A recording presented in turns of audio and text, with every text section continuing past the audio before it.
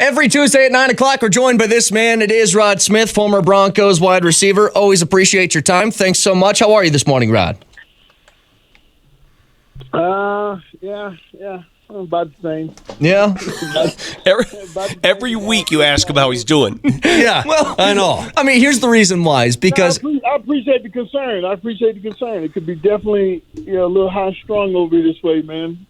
Well, and that's why I kind of wanted to ask. You don't seem like the kind of guy who's into moral victories or anything like that, or the fact that the Broncos were within a touchdown, with the ball and a minute left in the game. But what is the overall takeaway? Like, were you happy with how they played, or is it not? You aren't playing that moral stuff? Absolutely not. I like winning.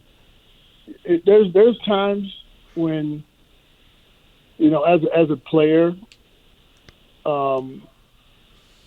I remember we were playing the Falcons, and this was Michael Vick was like the first X button on the damn controller video game.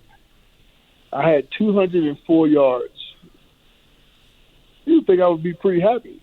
Mm-hmm. I was pissed. We lost. And that's what you get on this show. You get that person when we talk about football, wins and losses. And I've had games where I had one catch for 7, 8 yards, and then I got kicked out of the game against the Raiders, and we won.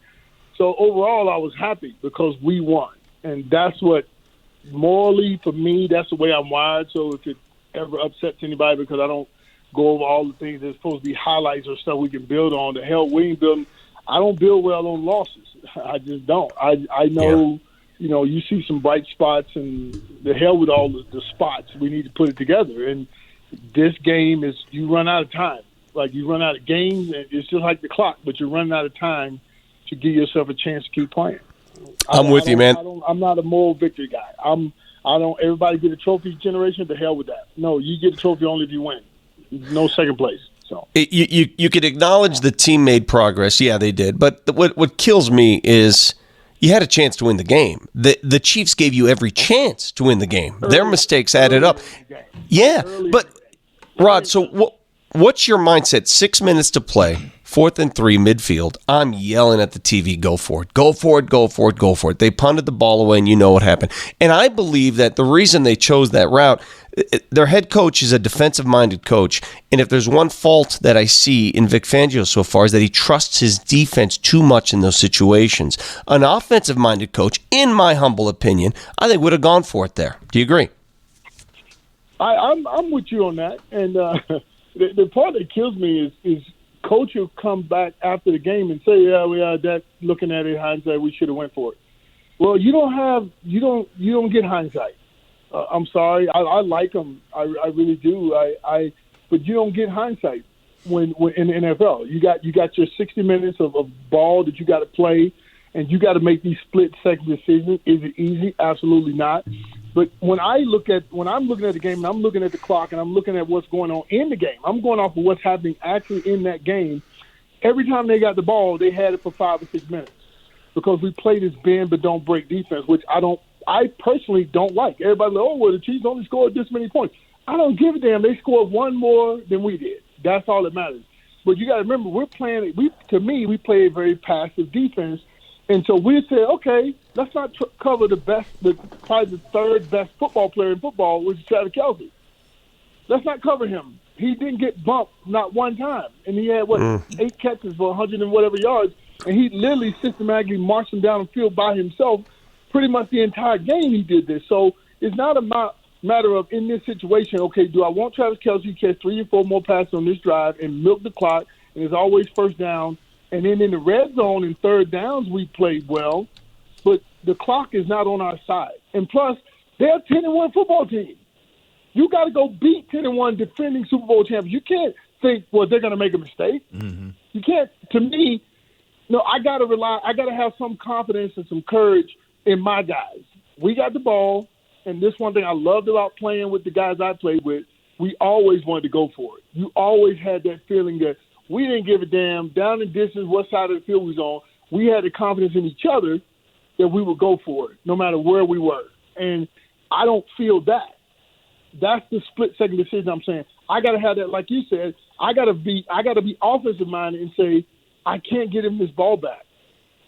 And so my first down and my second down and my third down calls have to put me in a position where I know for a fact I'm getting the first down. If not, the hell with it. We got to keep this ball or we have no chance of winning because we're already down.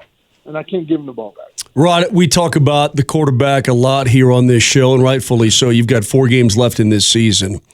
And there were some plays he made and some drives he put together against Kansas City that he ran perfectly. And I'm going, man, he looks like a total pro. He looks like the guy, right? And I'm like, awesome. And then there's also throws he makes you going, that's terrible. And then the picks where he just forces the issue. Is that a fixable situation when he ignores the guy underneath and tries, as Jeff Legwold would say, tries to eat his dessert before dinner? Sure, dessert is good, though. No, don't get me wrong. I'm a dessert guy, but I'm. Is it fixable? But yeah, but when? When do we see these fixes? When do we see? Because you got to remember, this is a mindset game, especially at the quarterback position. You know, I see a lot of things that to me are correctable, but it's correctable with direction. You got to force here's the thing. If he as a player is not going to fix these things that give us a better chance of winning, then I got to force him with my direction.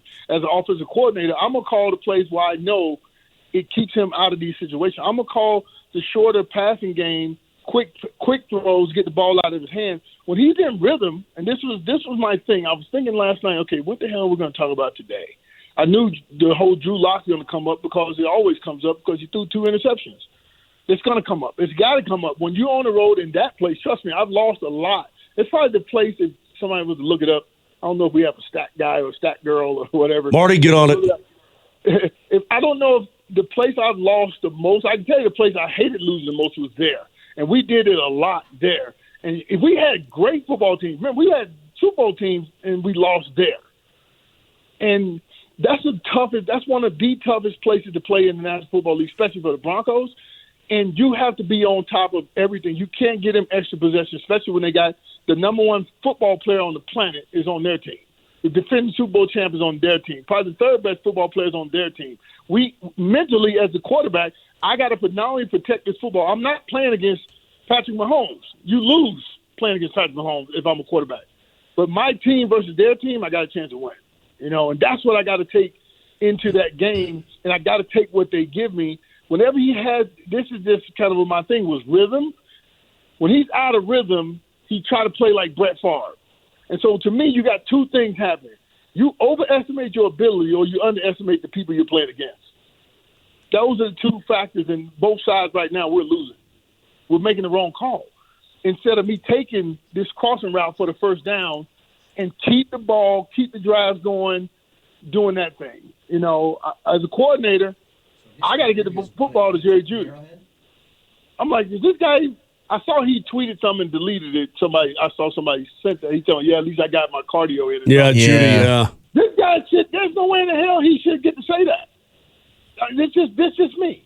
I'm going to find a way to get this kid involved early and often to get him in a rhythm and flow because I know what he can do with the football. Y'all know I love Tim Patrick.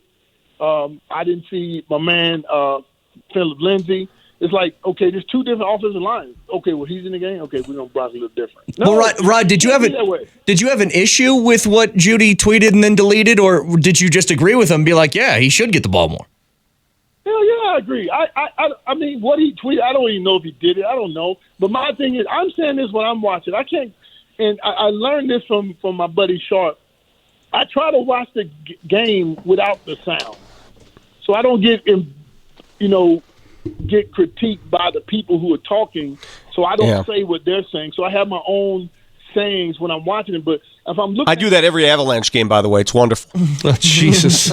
I'm like, Jerry Jeudy is not touching football. Phil Lindsay had the ball, I think, once that I saw was positive. And I'm like, do we not have quick jailbreak screens? The reverse we ran 4 times in 2 games or more. I know that, and I don't coach. So I'm like, okay, trying to get Hamler the ball that way, okay, that's good. It's good for once a week, once every other week.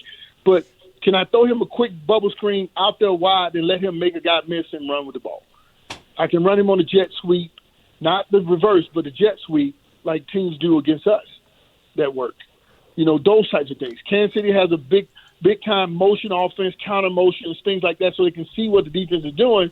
I'm like, we have the similar type of players. Can we run similar things and run our offense just to get a better feel? But that takes the ball out of our quarterback's hands, because that's when I think that I'm a gunslinger. I'm gonna make these big plays and make everybody like me. Problems happen because he's got the ball late. Is when you see those late throws and those picks come. It's when the ball is in his hand and he's not in rhythm. Well, hold on, Rod, because I agree and disagree with your take on Jerry Jeudy. I just don't think a rookie should be, publicly chastising a quarterback or a franchise as a rookie. You're a rookie, dude. I get it.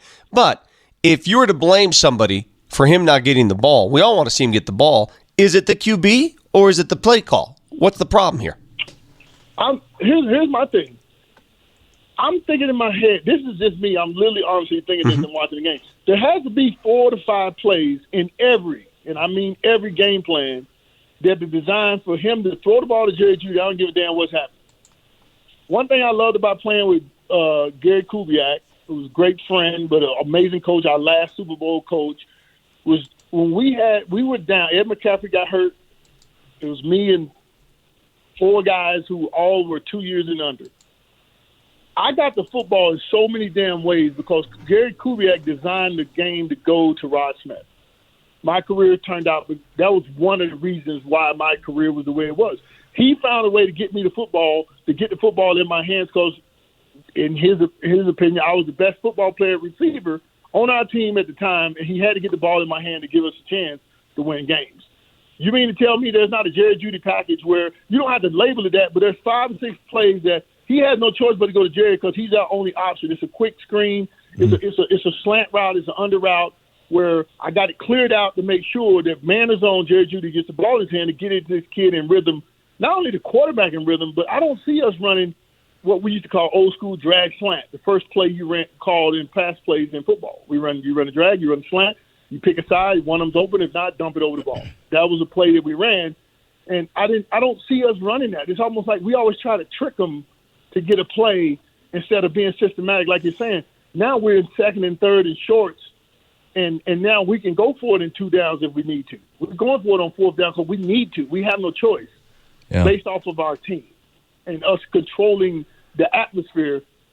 And the COVID actually helped with the atmosphere because it was 86,000 people yelling and dog cussing you and your mama in that stadium. It's Rod Smith. He joins us every Tuesday at 9 o'clock. By the way, Rod, as we let you go, we had our research team on it, which is just Marty. He said you were 1-8 in your career at Arrowhead. No shit. Oh. It was bad. Oh, man. The all-time, I'm sorry, I apologize for whoever. No, you're good. You're good. But the all-time winningest receiver in Broncos history, I'm the top winningest receiver in the league in NFL history, and I lost 8 times in that place. I know how horrible it is to go there and play, but I also do have. Hey, we beat them in the playoffs there. Did that count? I remember that. We went to Super Bowl, won Super Bowl. Okay, 2-8. 1-8 in the regular season. 2-8 if you include the playoffs.